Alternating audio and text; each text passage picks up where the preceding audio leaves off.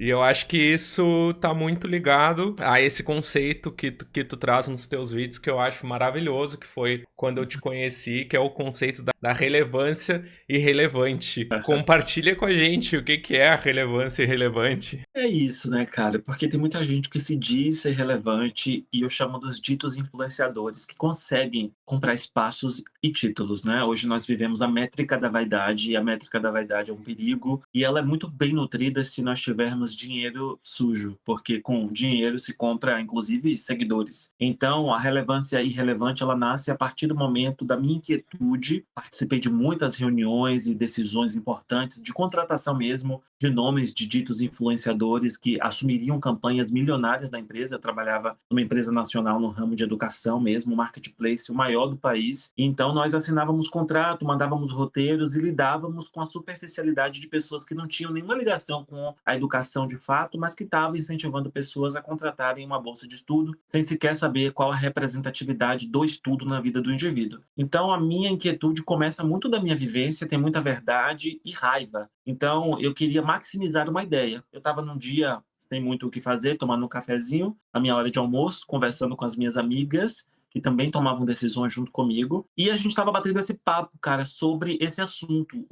A minha linha editorial não era a relevância irrelevante. No meio do processo, eu funciono muito no ao vivo. E aí eu estava hablando com elas e pensei, peraí ainda, gente, porque eu sou criador de conteúdo, eu só posso falar coisa gravando, porque tudo vira assunto. Vou deixar uma câmera aqui. E fui de fato conversar com elas, não para a câmera, mas com a câmera gravando, e deixei aquele conteúdo, Thiago, guardado no rolo de câmera por uma semana. Não consegui gravar naquela semana e lembrei que eu tinha um vídeo gravado de um papo que poderia dar bom. E aí eu revisitei o vídeo e comecei a editar. Quando eu comecei a editar, não sei se isso acontece com você, depois Ah. eu quero que você me conte. Eu senti aquela borboleta assim no estômago, isso aqui é bom. E no meio da coisa eu falo relevância irrelevante. Que legal, eu vou registrar isso, eu vou salvar essa hashtag, porque eu acho que não tem essa redundância toda tão importante para a gente poder começar um bate-papo. E postei e fui dormir. Um vídeo que eu chamo de respiro, não tinha outra coisa para postar. Bombou. Aí eu precisei botar mais lenha na fogueira e pude trazer à tona essa minha raiva mesmo de injustiça desses influenciadores que usam o tempo das pessoas, muitas de classe completamente desprivilegiada, sem acesso mínimo à educação e à dignidade, que são induzidas com vídeos de coisas que as entretêm, que é o excesso de dopamina, que hoje a gente já discute isso, mas que no fundo quer levar você a algum tipo de buraco. Essas clicadas em links, que são janelas de saída, são sempre muito perigosas e está sempre relacionada ao pouco dinheiro que aquele pobre trabalhador tem. Hoje você para assistir um vídeo das pessoas que têm milhões de visualizações,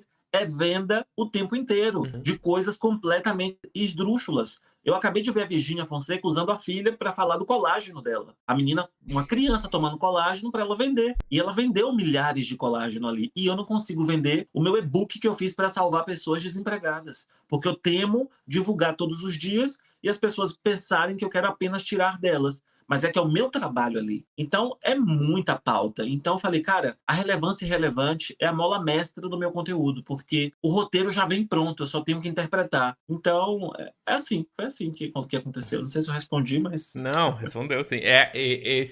O primeiro que eu vi, pelo menos, foi o que tu fala das Kardashians também. Esse foi o primeiro ou teve um antes? teve das Kardashians, eu meto ali no meio do bate-papo, falando da Isso. Virgínia, da GK, Kardashians, que eu fiz uma comparação ali, porque na realidade as Kardashians já estão fazendo o caminho inverso de buscar relevância, porque elas Uhum. nascem no momento ápice do entretenimento, elas geram apenas o conteúdo e inflam isso, os seguidores começam, e agora? O que é que você tem a mais para me oferecer? Nosso formato de consumo vem mudando ao longo dos anos. E aí eu estou falando que as Kardashians já começaram um movimento de relevância dentro do que se propõe, ainda vendendo o entretenimento pelo entretenimento, mas com olho no futuro mais promissor, de entender que ser viral é uma coisa e ser atemporal é outra coisa. Uhum. Então eu acho que nesse momento eu uso o quão elas já estão no movimento à frente, claro que eu uso-as na minha oratória como uma estratégia de engajar também o que eu estava dizendo, mas tem outras pessoas que podem ser citadas. Mas eu uso o exemplo de como está tão diferente do movimento destas pessoas. Por exemplo, a GQ e outros derivados da relevância irrelevante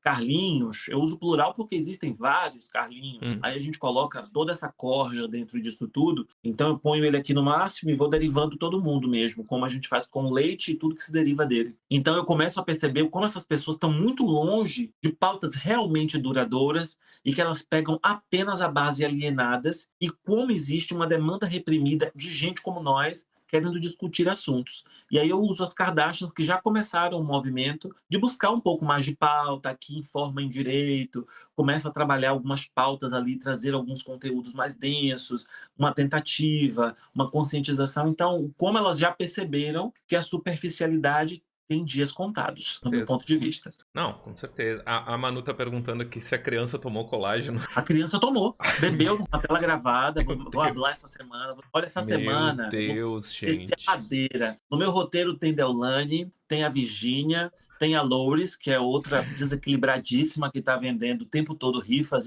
rifas não, perdão, falando da Blazer, que é uma empresa que já foi motivo de matéria no próprio Fantástico. Eu sei Uhum. que existiram algumas legalizações no Brasil que permitem hoje que jogos de azar estejam presentes, atuando aqui, mas isso não descaracteriza em absoluto o caráter de alguém que ascendeu da pobreza ou vice-versa e que está ali fazendo algo que sabe que vai prejudicar a vida de alguém. Não, isso não entra na minha cabeça. Que essas pessoas continuem fazendo isso, mas que eu possa mudar um pouco o mindset de quem ainda está assistindo. Como, por exemplo, a Virgínia, que usa a filha para tomar o colágeno e vender no story seguinte. E vai vender muito, porque se a criança toma, qualquer pessoa pode tomar. Nossa, gente, é muito. É surreal isso, né? É surreal. É assim, deixa eu te contar uma coisa, e só contando mesmo. Eu não assisto stories de muitas pessoas, né? Eu não sigo essas contas há muito tempo. Por quê? Como um profissional de área, a gente fica saturado, né? Então eu estava imerso nesse universo, nos bastidores. Então, meu tempo não dava para ficar acompanhando ninguém. O que foi muito bom para mim. Só que hoje eu preciso olhar porque se Sim. tornou a minha linha de frente do conteúdo. E, cara, quando eu